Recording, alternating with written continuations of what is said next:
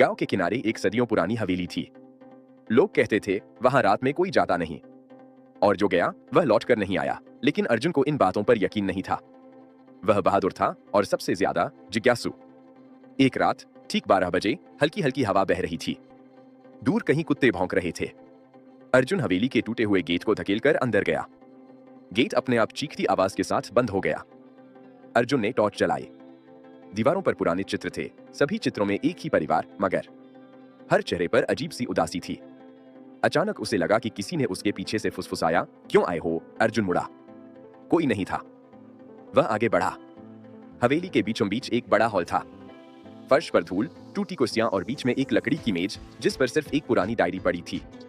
Diary खोलते ही पहली line में लिखा था, अगर कोई ये पढ़ रहा है तो समझ लो कि हवेली जाग चुकी है। अर्जुन का दिल जोर से धड़का, लेकिन उसने पढ़ना जारी रखा। डायरी में लिखा था कि यहाँ कभी ठाकुर रघुवीर सिंह रहते थे, अपनी पत्नी और बेटी सिया के साथ। एक रात डाकुओं ने हवेली पर हमला किया। ठाकुर और उनकी पत्नी की हत्या हुई और नन्ही सिया हवेली में ही कहीं गायब हो गई। उसके बाद से हवेली में सिया की आत्मा भटकती है, अपने माता पिता को ढूंढते हुए। उसी समय ऊपर से धीमी धीमी रोने की आवाज आई, एक छोटी बच्ची की। अर्जुन टॉर्च लेकर सीढ़ियां चढ़ा।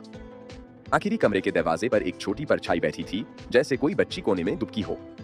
अर्जुन डरते हुए बोला, कौन हो तुम? वो परछाई धीरे धीरे उठी और उसकी ओर मुड़ी। उसकी आंखें पूरी सफेद थीं, चेहरा मिट्टी से भरा हुआ और उसके हाथ में एक पुरानी खिलौना गुड़िया थी। वह बोली, मैं।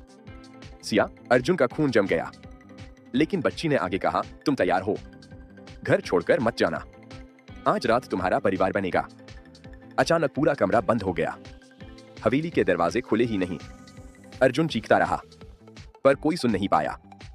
सुबह गांव वालों ने दरवाजा खोला तो हवेली अंदर से शांत थी। डायरी वही पड़ी थी और उसके नीचे एक नई लाइन लिखी हुई थी, अर्जुन भी अब हवेली का हिस्सा बन चुका है।